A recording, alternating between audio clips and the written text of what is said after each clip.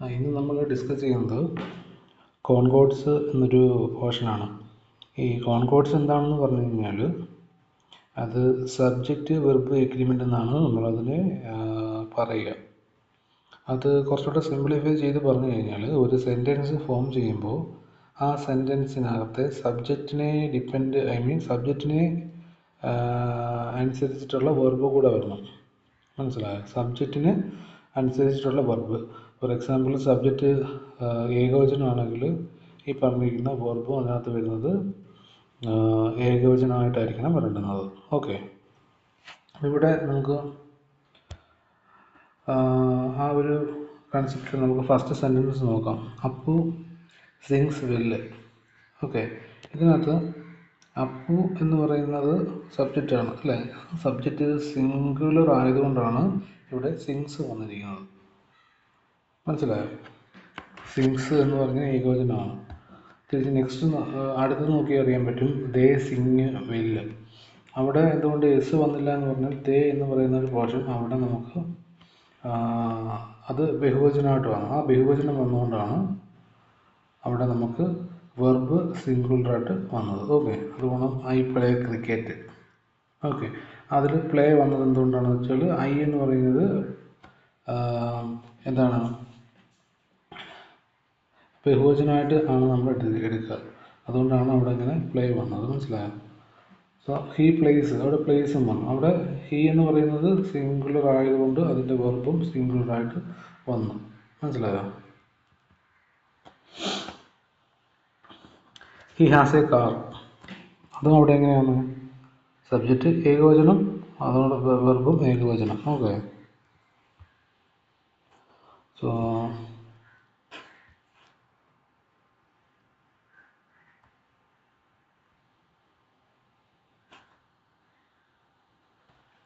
അടുത്തത് നമ്മൾ ആൻഡ് ഉപയോഗിച്ചിട്ട് എങ്ങനെയാണ് ഇത് വർക്ക് ചെയ്യുന്നതെന്നാണ് നോക്കുന്നത്. ആൻഡ് അത് ഒന്നോ രണ്ടോ അതിലധികമോ നാമങ്ങളോ സർവനാമങ്ങളോ ആൻഡ് ചേർത്ത് ബന്ധിക്കുമ്പോൾ അത് ബഹുവചനമായതിനാൽ ക്രിയയും ബഹുവചനമായിട്ട് വരും. അത് നമുക്ക് എക്സാമ്പിൾ കാണുമ്പോൾ മനസ്സിലാവും. ജ്യോതിക ആൻഡ് ആത്മജ. ഓക്കെ, ഈ ഒരു പോയിന്റ് എടുത്താൽ മതി. ജ്യോതിക ആൻഡ് ആത്മജ. ജ്യോതിക എന്ന് പറയുന്നൊരു നാമം വന്നു, അതുകൊണ്ട് തന്നെ ആത്മജ എന്ന് പറയുന്നൊരു നാമം വന്നു. ഓക്കെ, ആ നെയിമിനെ രണ്ടിനെയും നമ്മൾ ആൻഡ് കൊണ്ട് യൂസ് ചെയ്ത് കണക്ട് ചെയ്യുമ്പോൾ നമുക്കവിടെ അത് ബഹുവചനമായിട്ടാണ് എടുക്കുന്നത്. അത് വളരെ ബേസിക് ആയിട്ടുള്ളതാണ്, നമ്മൾ ഡെയിലി ഉപയോഗിക്കുന്നതിനകത്ത് വരുന്നതുമാണ്. ഓക്കെ, അത് Rakesh and Jibin and then അടുത്തൊരു Rakesh Jibin and Shashi have comes. മനസ്സിലായോ? സോ അതും ആ ഒരു രീതിയിൽ ആൻഡ് വെച്ച് കണക്ട് ചെയ്യുമ്പോൾ അതിനെ പ്ലൂറൽ ഫോമായിട്ട് കൺസിഡർ ചെയ്തുകൊണ്ട് അവിടെ ബഹുവചനം ആയിട്ടാണ് വെർബ് വരുന്നത്. ഓക്കെ, അടുത്തത് ഒരേ ആശയത്തെ സൂചിപ്പിക്കുന്ന ജോഡികൾ ആണെങ്കിൽ ക്രിയ ഏകവചനം മതി. അത് for example bread and butter. Bread and butter എന്ന് പറയുന്നത് എന്താണ്? അതിനെ ഒരു പർപ്പസ്, ബ്രെഡിൻ്റെയും ബട്ടറിൻ്റെയും പർപ്പസ് എന്ന് പറഞ്ഞാൽ ഫുഡിൻ്റെ പർപ്പസ് അല്ലേ?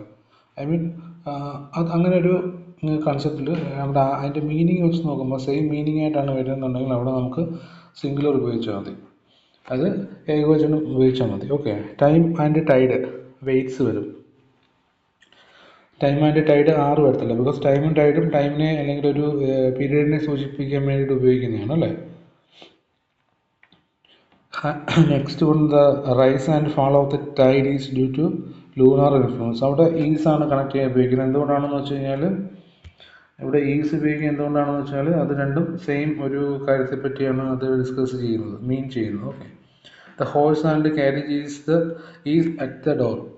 മനസ്സിലായോ? അതെല്ലാം ഒരു മീനിങ്, അതിനെ ഒരു അതിൻ്റെ മീനിങ് എടുത്ത് നോക്കുമ്പോൾ അത് കണക്ട് ചെയ്തിരിക്കുന്ന ഒരു കൺസെപ്റ്റിനെ പറ്റിയാണെങ്കിൽ നമുക്കവിടെ സിംഗുലർ ഉപയോഗിച്ചാൽ മതി. ജസ്റ്റ് ആ ഫസ്റ്റ് വേർഡ് തന്നെ നമുക്ക് അറിയാൻ പറ്റും, ഇതിൽ നിന്ന് തന്നെ നമുക്ക് അറിയാൻ പറ്റും. Bread and butter. Bread and butter എന്ന് പറഞ്ഞാൽ ബ്രെഡും വേറെ ഒന്നും കൂടെ നമുക്ക് പറയത്തില്ല സാധാരണ. Bread and butter, that is my bread and butter എന്നാണ് പറയുന്നത്. അപ്പോൾ അതുകൊണ്ട് നമുക്ക് അതിൽ സിംഗുലറായിട്ട് പരിഗണിച്ചുകൊണ്ട് നമുക്ക് അവിടെ വെർബ് സെലക്ട് ചെയ്യാൻ പറ്റും കേട്ടോ. അടുത്തത് വളരെ ഇമ്പോർട്ടൻ്റ് ആയിട്ടുള്ളതും എക്സാമിന് പലപ്പോഴും ചോദിച്ചിട്ടുള്ളൊരു കൺസെപ്റ്റാണ്. അതായത് രണ്ട് നാമങ്ങൾ ആൻഡ് ഉപയോഗിച്ച് ബന്ധിപ്പിക്കുമ്പോൾ പക്ഷേ അവ ഒരു വ്യക്തിയെ തന്നെയാണ് സൂചിപ്പിക്കുന്നതെങ്കിൽ ഏകവചന ക്രിയ മതി. ഇത് പലരും തെറ്റിപ്പോകാറുണ്ട്. The novelist and poet is dead. വളരെ കേൾക്കുമ്പോൾ വളരെ സിമ്പിളാണ്, പക്ഷേ നമ്മൾ ചിലപ്പം എക്സാം പോയിൻ്റ് ഓഫ് വ്യൂവിൽ നമുക്ക് കൺഫ്യൂഷൻ ആകും. The novelist and poet is dead, അത് നോവലിസ്റ്റ് ആൻഡ് പോയറ്റ് എന്ന് പറയുന്നതാണ് അവിടുത്തെ സബ്ജക്റ്റ് വരുന്നത്. മനസ്സിലായോ? നോവലിസ്റ്റ് ആൻഡ് പോയറ്റ് അത് രണ്ടും ഒരാളെയാണ് സൂചിപ്പിക്കുന്നത്. നോവലിസ്റ്റ് ആൻഡ് പോയറ്റ് ഇവിടെ രണ്ടുപേരും ഒരാളാണ്. അപ്പോൾ അതുകൊണ്ട് അവിടെ അതിൽ വരുന്ന വെർബ് എന്ന് പറയുന്നത് സിംഗുലർ ആയിരിക്കും. അവിടെ അതുകൊണ്ടാണ് ഈസ് വന്നിരിക്കുന്നത്. ഓക്കെ, അതുകൊണ്ട് തന്നെ അത് സെപ്പറേറ്റ് നമുക്ക് മനസ്സിലാക്കാൻ പറ്റും. The novelist and the poet എന്ന് വന്നു കഴിഞ്ഞാൽ the novelist and the poet അത് രണ്ടുപേരും സെപ്പറേറ്റ് എടുത്ത് പറയുന്നത്. അതായത് അവിടെ നോവലിസ്റ്റും ഈ പറഞ്ഞ പോയറ്റും രണ്ടുപേരാണ്. ഒരാളാണെങ്കിൽ ഓക്കെ സിംഗിളാണ്. അപ്പോൾ രണ്ടുപേരാണ് പ്രത്യേകം പറയുന്നത്. ഒരാളെ എടുത്ത് പറയുകയാണ് നോവലിസ്റ്റ് ആൻഡ് ദ പോയറ്റ്.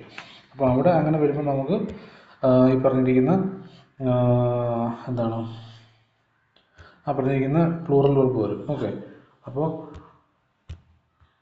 അപ്പോൾ അത് ഒന്ന് നോട്ട് ചെയ്ത് വെക്കേണ്ടതായിട്ടുള്ളതാണ്.